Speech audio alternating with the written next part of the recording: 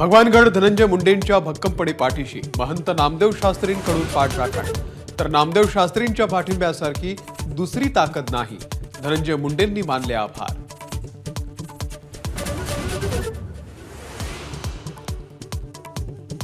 आरोपींचं समर्थन करणं हे दुर्दैवी, नामदेव शास्त्रींच्या पाठिंब्यावर जरांगेंसह अनेकांची टीका। भगवानगडावरती जाऊन धनंजय मुंडेंच्या विरोधातले पुरावे नामदेव शास्त्रींना देणार, दमान यांची माहिती। कुंभमेळ्याचा विचार करता नाशिकचं पालकमंत्रीपद आपल्यालाच मिळावं, भाजपच्या गिरीश महाजन यांची अपेक्षा, तर रायगडच्या पालकमंत्रीपदासाठी शिवसेनेचा आग्रह कायम।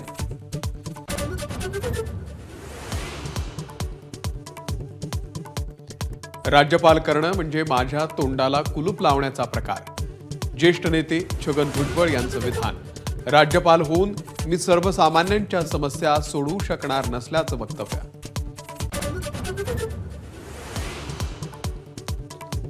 शिक्षण मंत्री दादा भुसे यांनी अप्रत्यक्षपणे फेटाळली नितेश राणे यांची बुरखाबंदीची मागणी।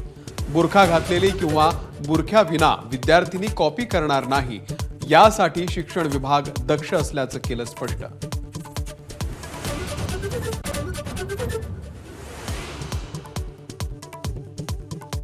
शिंदेंच्या शिवसेनेचे पदाधिकारी अशोक धोंडी यांची कार गुजरातच्या भिलाडीमधील खाणीमधून बाहेर काढण्याचं काम सुरू। खदाणीमध्ये काळ्या रंगाचं जॅकेट आणि हेडफोन सापडले, मात्र अशोक धोंडी अद्यापही बेपत्ताच।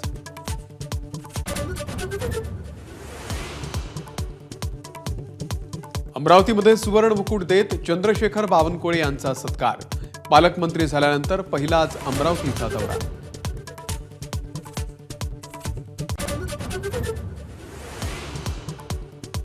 राष्ट्रपतींच्या अभिभाषणानंतर सोनिया गांधींच्या वक्तव्यावरून वाद।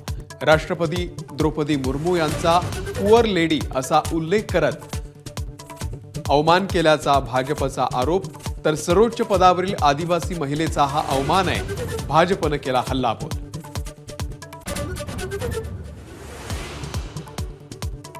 देवी लक्ष्मी गरीब आणि मध्यम वर्गावरती कृपा करो, पंतप्रधान नरेंद्र मोदींकडून आयकर सवलतीचे संकेत। उद्या सादर होणार केंद्रीय अर्थसंकल्प। येत्या आर्थिक वर्षात देशाचा जीडीपी 6.3 ते 6.8% राहण्याची शक्यता। जीएसटी संकलन वाढणार, अर्थमंत्री निर्मला सीतारामन यांनी मांडला आर्थिक सर्वेक्षण अहवाल। जीबीएसचा पुण्यामधला तिसरा आणि राज्यातला चौथा बळी, 60 वर्षीय महिलेचा उपचाराच्या दरम्यान मृत्यू। पुणे आणि पिंपरी चिंचवडमध्ये एकाच दिवशी दोघांचा मृत्यू।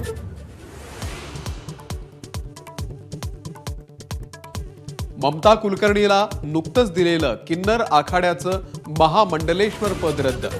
ममताला मदत करणाऱ्या लक्ष्मीनारायण त्रिपाठी यांचंही महामंडलेश्वर पद काढून घेतलं, किन्नर आखाड्याची फेररचना होणार।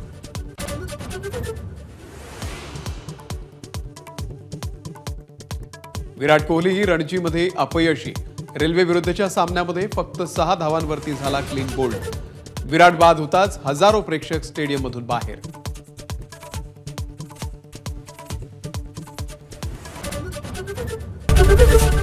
एबीपी माझा, उघडा डोळे बघा नीट।